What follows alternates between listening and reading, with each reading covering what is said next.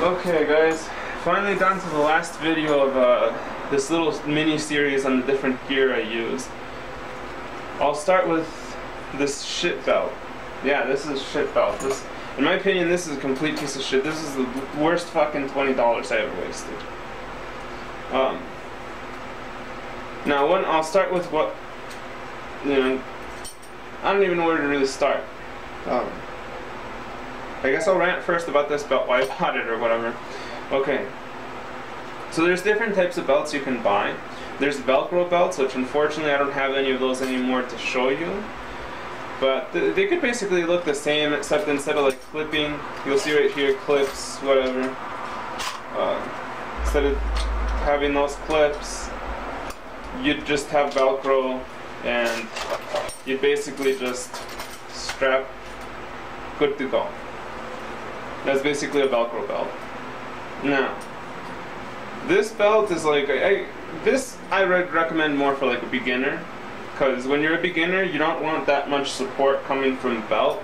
You do want support from a belt, but you don't want this much, and this one hardly offers you any, so this is perfect. Now, like I said, I don't have a Velcro belt, but here's the pecking order basically. Velcro belt first, then you go to this guy, and then you stick with that guy forever. That's the pecking order. This shit never comes into the picture unless you're stupid enough to buy one. Sorry if I offended you. But no, in all seriousness, this one is a decent belt. I mean, if you're starting out, it does its job. But in my opinion, it's just, once you use one of these guys, or you use a Velcro belt, you just experience way better use from it. So what do you use the belt for? You use it for intra-abdominal pressure. Now, I don't know if you can see this. Try to like, you put it, you tighten it. You don't want it super tight. You want it pretty much where you can fit it. Like I can fit it up to here, which is the second last hole. And I can push against it. You want to be able to push against it. Push your stomach out. You see my belly popping right there. You want that to happen. So that way, when you're squatting, when you're going down, you stay tight. But when you're going up, and you're blowing the air out, when you're breathing out, you're pushing against the belt, which helps you stabilize. And when you're going down, it just helps you stabilize.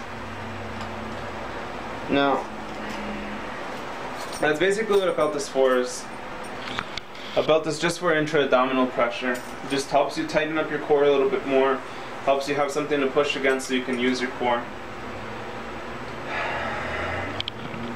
In my opinion, even a shitty belt like this is worth the money, because if you're lifting heavy, in my opinion, it's better to be safe than sorry. So it's better to use the belt than not use the belt. Now there is an argument that whether you should use the belt or shouldn't use the belt. In my opinion, always use a belt on your heavier sets. So for me, I start using a belt once I hit over 300 pounds, but while I'm warming up I don't use a belt because there's really no need to.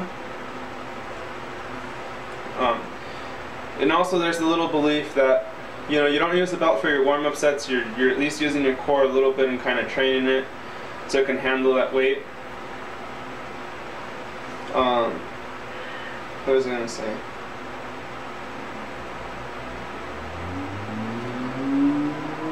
And then in the heavier weights, you start using the belt. So for me, like, once I get over 360, I guess is when I really need a belt to be able to lift weight easy. Anything over 400, I definitely need a belt if I want to lift it for reps.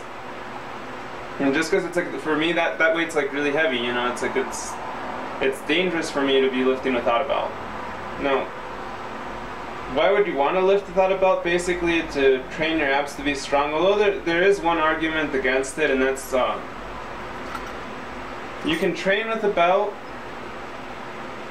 and be able to lift heavy weights. So I can either lift 400 pounds without a belt, or I can lift 500 pounds with a belt. Now if I train 500 pounds with a belt, that's a heavier load on my abs, and the logic goes that since I'm lifting more weight and putting more pressure on my abs are going to get stronger regardless.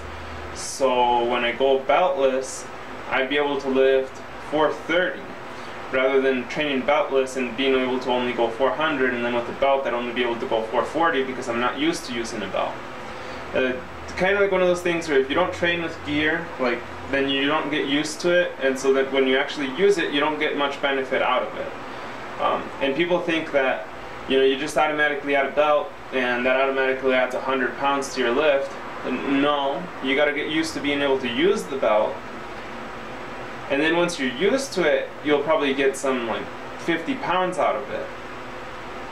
Whereas if you've never used the belt, you start using the belt, you'll probably only get 10, 20 pounds out of it until you get used to it, get, you know, broken into it and whatever. And my experience before I go on to the other belt has been that I can lift, like, you know, you've seen my video 470.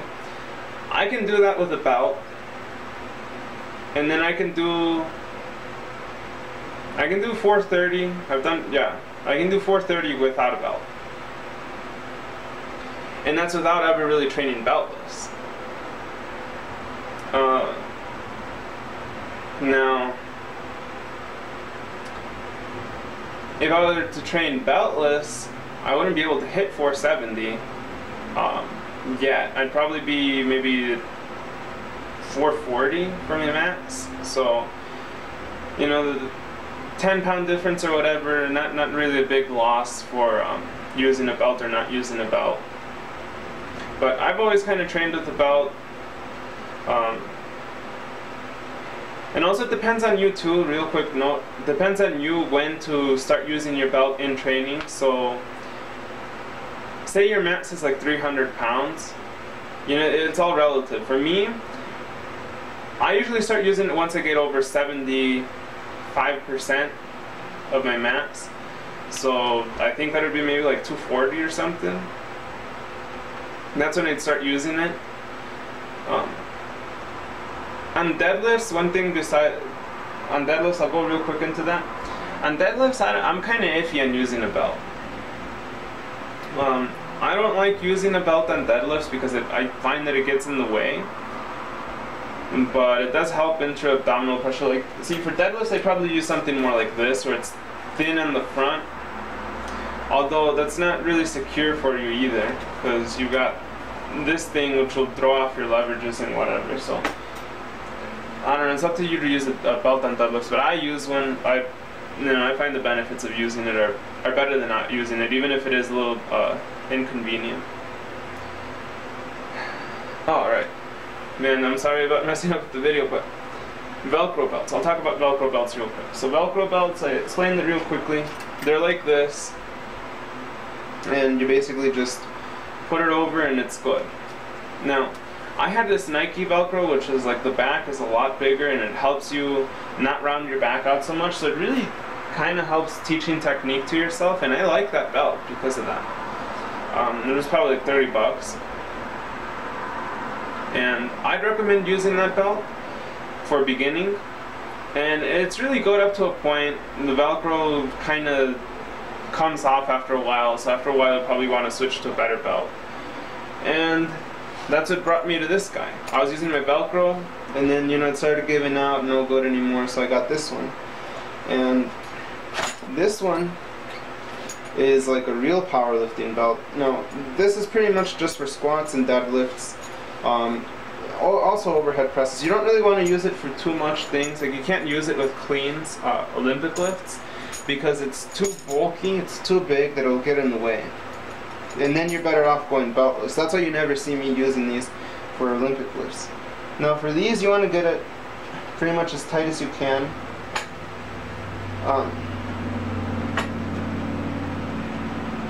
Yeah, I think in this case that's as tight as I can get it. And for me, like, I don't like these belts that much, like, after using them, because they're too bulky. They're good for squats, but they're not good for deadlifts. But I don't really like the support on these. They're a good belt. You'll definitely get more out of using these bulkier, bigger belts than using the littler belt that I showed you guys.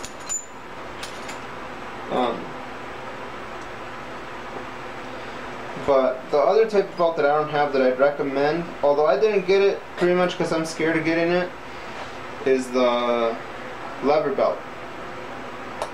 So the lever belt's designed pretty much the same, except you can tighten it up to whatever you want. So you get a little bit more extra support from that belt. But the thing that scares me is like the lever gets stuck or something, and then you pull on it and then it doesn't get loose. And you know, with this, it's like it doesn't really matter too much, because you can only tighten it up so much, and yeah. But you know, if I were to recommend the belt, one of these types of belt would be it.